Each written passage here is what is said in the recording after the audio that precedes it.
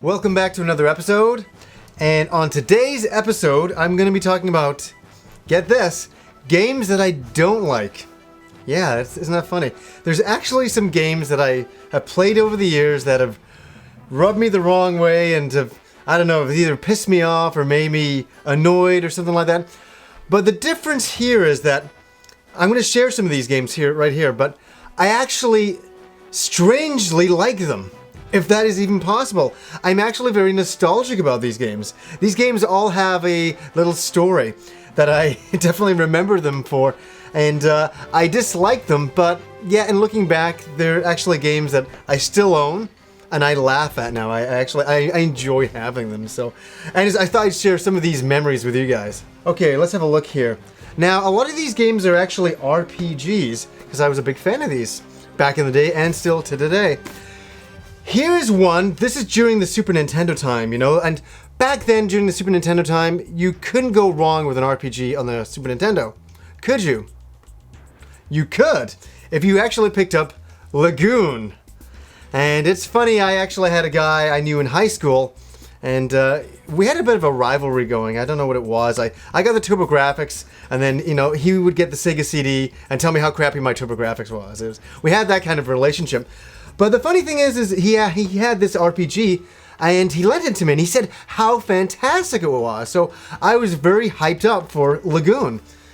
Well, wow, I put this in, and I had high hopes. I watched the title screen, and I'm like, okay, but it was really strange, and I was very easily impressed then. I wasn't moved. I was like, okay, this is kind of a cruddy title screen, you know, it wasn't that great. And then the actual game began, and I was like, okay, typical RPG fare, town, all that kind of stuff. Not moved at all. There's something about the graphics. This game started to rub me the wrong way then. And then combat. This is when it looked like it would be like ease, like overhead, and you actually had a little sword. Well, god damn it if I could. You know, combat was so much of a pain in the ass. Could you do it? Yes. Was it a pain in the ass? Yes. Did it drive me nuts? Definitely. And Legend of Lagoon is classically a game that I really dislike. And it's funny, not a lot of people have heard of Lagoon, and maybe that's for a good purpose. Check it out if you want to, you know, I'm sure you can find this game cheap somewhere, but it's really funny how bad it actually is. And it's funny, most Super Nintendo games back then aspired to be great, and maybe Lagoon was aspiring to be great, but it missed the mark. Get over there, fuck. I'm gonna mention this one. This is an interesting story. Here it is. Beyond the Beyond. And back in the PlayStation 1 days, the very early PlayStation 1 days, everybody was starved for role-playing games. We all wanted the next generation role-playing game on a PlayStation console. And we got it. We got it with Beyond the Beyond, and I used to look at screenshots of this game, and I was stoked. The combat looked amazing. Everything seemed so perfect for me. And this is actually a funny story. I feel terrible for doing this now. Is that me and Rob walked up to our local Blockbuster, and we found it, and we rented it, brought it back to my place, and I don't know what it is. I think back then I didn't have a lot of patience or something. I don't know what it was, but we put the game in. And I'm like, okay, I want to play this game. I want to get to the combat. That's what I want to do. I want to do the combat. I think that's what it was. I put the game in, and it's just like talking and dialogue, which is in every RPG. But my god, it felt like it was going on forever. I must have been having one of these mornings. And it's going on forever and ever. And I kept hitting the button going, come on, I want to get out of this town. I want to go see the combat. I'm dying to see next generation combat. And I just kept hitting the button, and it wouldn't let me progress. I kept having to see the story. And just as I thought I had control of the character, another NPC character would come in and start blabbering some more. And it just kept going on and on and on. It felt like an eternity. It just kept building up and building up. And I'm like, finally, I get to play the game. No, I don't. Another NPC would come in and start talking. And my mind, I don't know what happened. And Rob was there. He was my witness. I just lost it. I just jumped up and I'm like, fuck this game. And I lost my mind. And I jumped over the PlayStation and I grabbed it out in pure anger. I can't believe I was so angry. And I grabbed a knife and I started to scratch the disc insanely.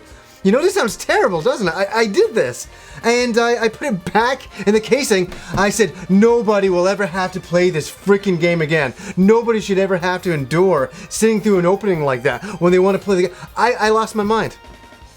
And it's become a funny joke with Rob over the years about, you know, about Beyond the Beyond because of that. And I returned to the store. I never got called about it, which was a good thing. Now, here, years later, don't I feel like a fucking asshole?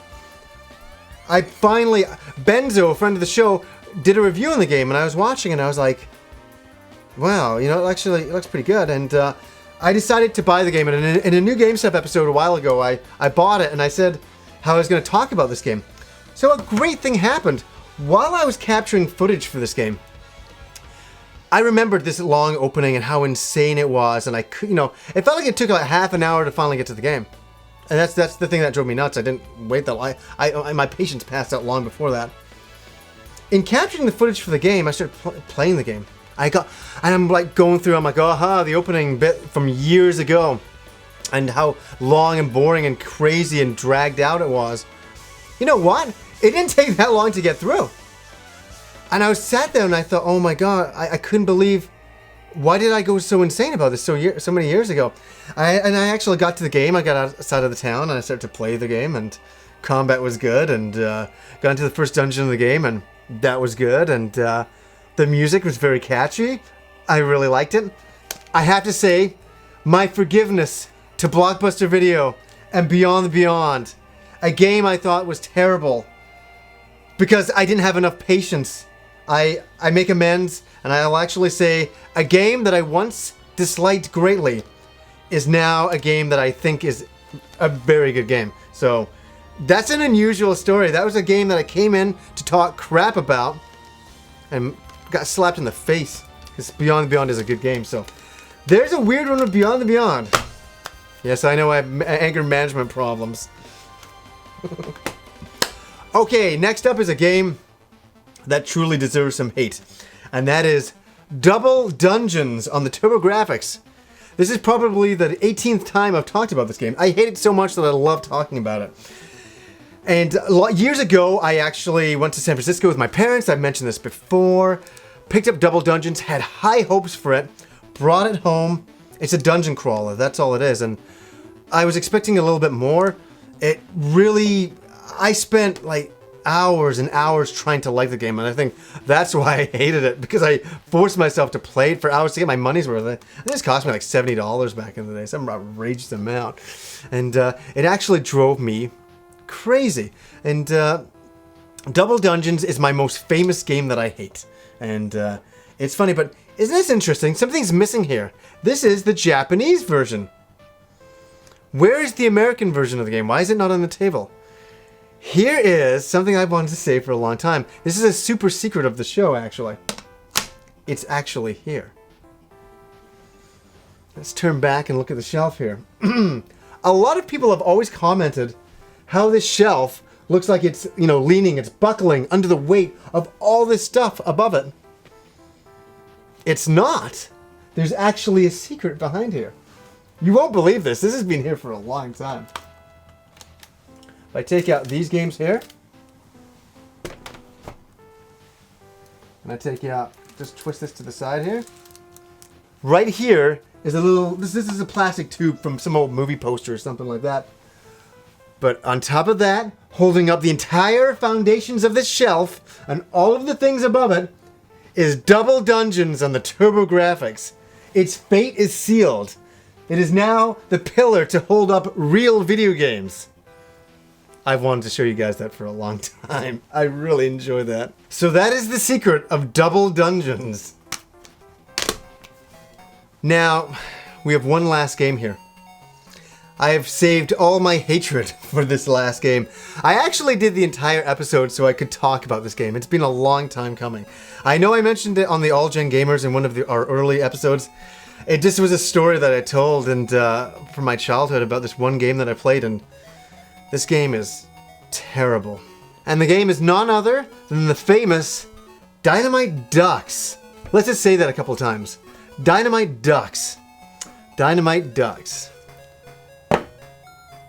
The story with Dynamite Ducks is this. When I was a young kid, I didn't have a lot of money, as a lot of young kids don't. So I'd saved up money from allowances, from like mowing people's lawns or what have you. Taking out the garbage on a night. So I had about $90 and some change in my pocket.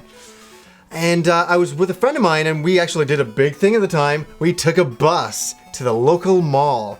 It was actually a pretty big mall up from us. So we did that. It was like a big day out. It was like, wow, an adventure at the mall. So I actually had to go to a video game store. I had to. This money was burning a hole in my pocket. I'm like, I have to spend this money. I have to get myself a great game, a fantastic game. So at the time, back then, there wasn't any electronics boutiques. There was a lot more small toy stores or electronic stores, and that's where you would actually buy video games from.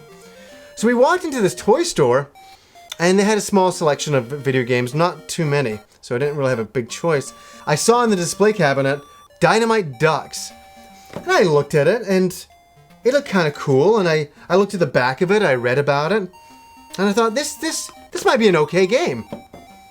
And the price tag was expensive, but since I didn't have a lot of money back then, I didn't buy my own games. My parents would buy me games, so I didn't really know the price of video games. I just kind of thought, oh, $90 for, you know, Dynamite Ducks? I guess that's what video games go for.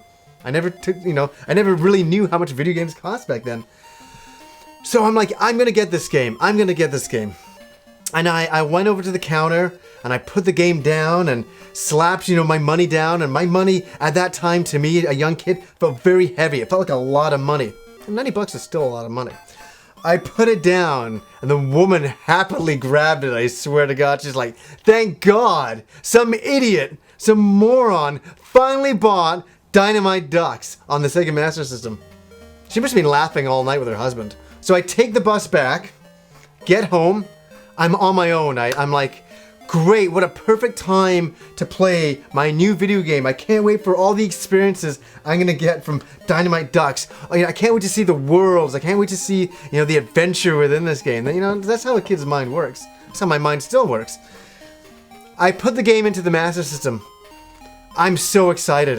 The title screen comes up, and I'm like a little bit nervous. I'm like, oh boy, that didn't seem too good, but I'm like, hey, just give this game a chance. So I started, and I'm walking around, and I'm punching things. And the gameplay is ultra simplistic, and once in a while you get this massive punch and punch things, but it's a side-scrolling game, and it's obvious to me within the first 5 minutes, this game is utter garbage. Okay? Utter garbage. The enemies are horrible. There's a lot of flickering on the screen, but those things aren't what bothers me. The music is grating into my soul. The music is like, I hate the music of Dynamite Ducks. I try to avoid it if I can, and I know for this review I'm actually going to have... The music's going to be playing right now. I know it. Thank God I can't hear it in real time. I actually have to record the footage later on. I played it, but what's more insulting than any goddamn thing in the world, beyond the graphics that were terrible, the music that was insane, you know, the gameplay that was a laugh, a joke to be fair, was that the game, I finished it in like half an hour, if even that. It was over. It was so easy. I couldn't believe how easy the game was. So could you imagine going off in this adventure when you're a kid to a mall with this great amount of money, placing it all, you know, getting this game, the ride home, the excitement, the build-up of it all, finally getting home, and being utterly, completely disappointed. Oh, it hurts. It still hurts when I think back.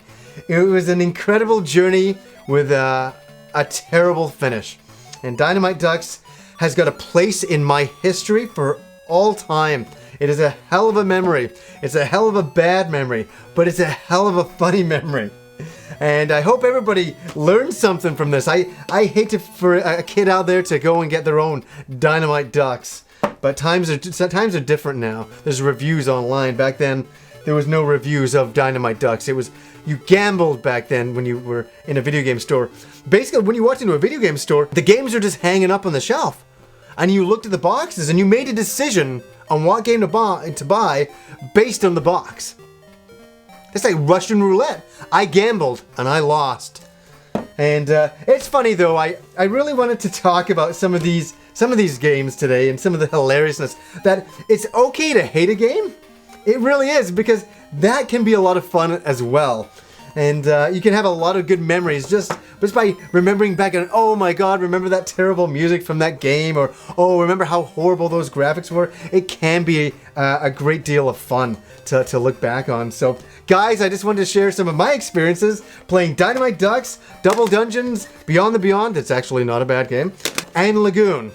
Just some games from my childhood. I thought I'd share the stories with you guys. Anyways guys, till next time.